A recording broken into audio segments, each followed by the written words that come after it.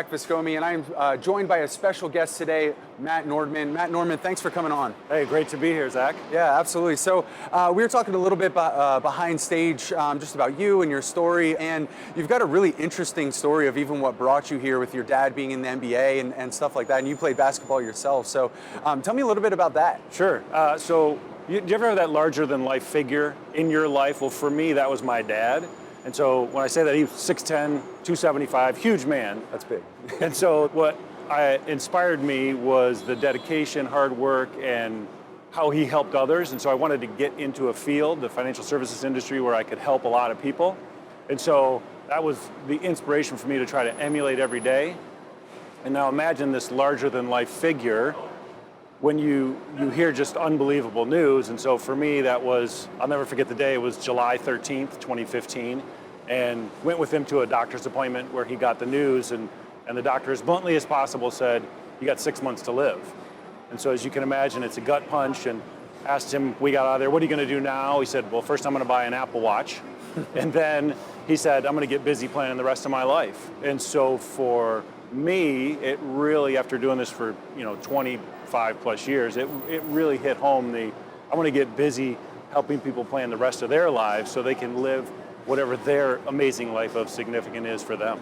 Yeah, that's a really interesting point that you brought up though too, because a lot of people, I would imagine, they're accumulating their wealth, or they're building up these assets and these pools, and then like the time comes and they're like, well, now I've got to plan the rest of my life, right? There's not a whole lot for what happens next, and so when you're given a diagnosis like that, it's kind of like, oh, well, now I should. So it makes sense that you want to help people before they get to that point, right? Exactly. And so unfortunately for my dad, it was 6 weeks, and so whether it's 6 weeks, months, or decades, it's what is it that you want to achieve? What are the things that you want to do? And most people, their goal is to do three things: is to take care of their loved ones, the causes they care about, and make a difference in their community and world at large. Yeah. Now, you're a certified financial planner, you're a managing partner at your firm, and all of that sort of ties together to a unique process that you implement in your business. And just want to know a little bit more about what really sets you apart and your team. It's a great question. So most people who call themselves, whether it's planner, whether they've achieved that CFP designation or planner, advisor, whatever it is, most of them will do some sort of investment consulting, and that's about where they stop. And they don't really take into account the wealth enhancement, wealth transfer, wealth protection, charitable giving, and then surrounding themselves with a team to work together for all those things that are most important to them. It's kind of siloed information instead of really everybody getting around the table specifically for you.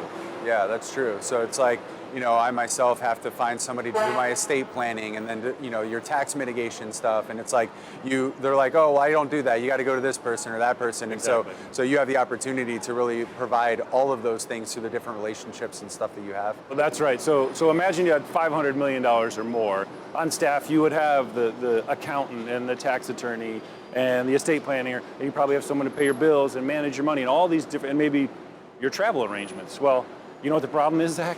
Most people don't have $500 million. That's true. Right? And so how can we take what those super rich, or whatever term you want to use, and whatever strategies and tactics they're using, and bring that down to people who have had a level of success, but they can't afford to have all those people on staff, but they want all the coordination of all these experts. Yeah, and that's the thing. We always hear all the time, you got to be able to pay to play, and those types of resources aren't available to me or whoever it might be. And so you've touched on this a few times. So who is your ideal client? Who's the type of person that you really enjoy serving? It's a great question. So for us, it's really the people who have these complex situations, and sometimes people don't even realize how complex it is. What comes to mind is this couple that they started with a small business and they became extremely successful. But it got to the point where when we would have conversations, their sole focus was to get through the next 24, 48, or 72 hours, or get to Friday, get to Friday, get to Friday. And so it's like they want to spend more time with their kids and then grandkids, and it's like, okay, how do we bring about all these experts? And so it's that complexity that they don't even realize because they're so focused on the two most important things, their family and their business. Yeah. And so it's, okay, all those other things need to be addressed, but don't have time for that. And I bet that's very difficult for somebody who, has spent their life building a business, right? That's what they've done. It's their pride and joy, the assets that they've been able to accumulate over time. They've worked really hard for. And so it's really important to be able to trust somebody and trust them with what they've built. And I'm sure that's a pretty difficult transition for a lot of people. But because you can offer such a wide variety of solutions, I'm sure that makes it a lot easier for them as well. It really does, and that's the first step with whatever experts that you work with. They should know you and what's most important to you and your concerns and how you like to work, instead of just focusing on one aspect of it. It's really all about you and what it is that you're trying to achieve, and understanding how those concerns play into that plan that you should have in place. And so how do you do that? I mean, are you just do you interview these people? Do you sit what's the process that you kind of walk them through? First step is what we call a discovery meeting.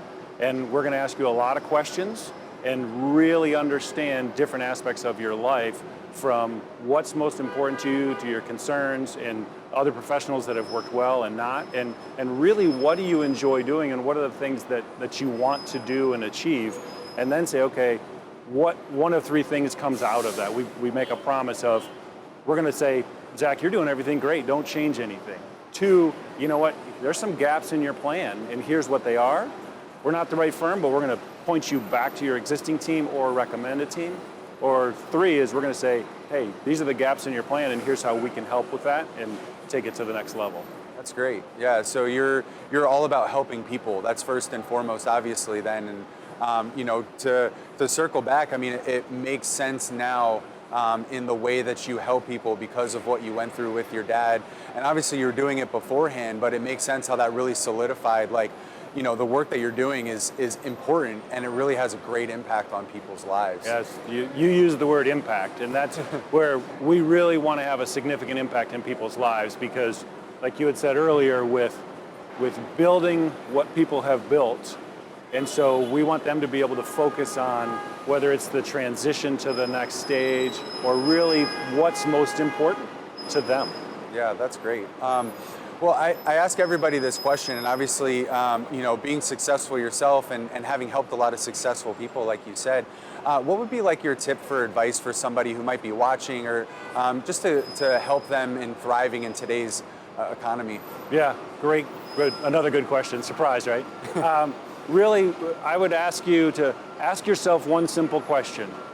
Are you 100% confident that the plan you have in place today is going to get you to where you want to go? Are you 100% confident? And if you're not 100% confident, get a second opinion. Go back to your existing team or seek out other experts to make sure that you're going to achieve what you want to achieve. There was a survey that was done pretty recently that 85% of those that were surveyed said, I believe that I've outgrown my current advisor or my advisory team. Wow. And so when you hear that, you're like, okay, there's a certain level that you need to get to because you've achieved that level. So now make sure that your team is at that level or above. Obviously, you've got a wealth of information that you can share, but it's really tailored to the individual. And so it's important for you to have that conversation with them. But if somebody wanted to get in contact with you, or if they wanted to find out more about your services or even where they should start, what would be the best way for them to do that? One of two ways is go to the website, morrisonnordman.com, and on there you can click on, you can read a lot and got a lot of content on there, but you can click on a link to set up a call. Or if you're the old school / traditional and you like to talk to someone, you can call 517-333-7967. Excellent. Well, Matt, thanks so much for coming on today. It was a pleasure having you.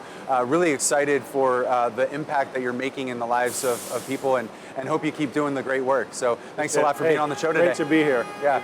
And thank you guys for joining us on another episode of Wall Street Today.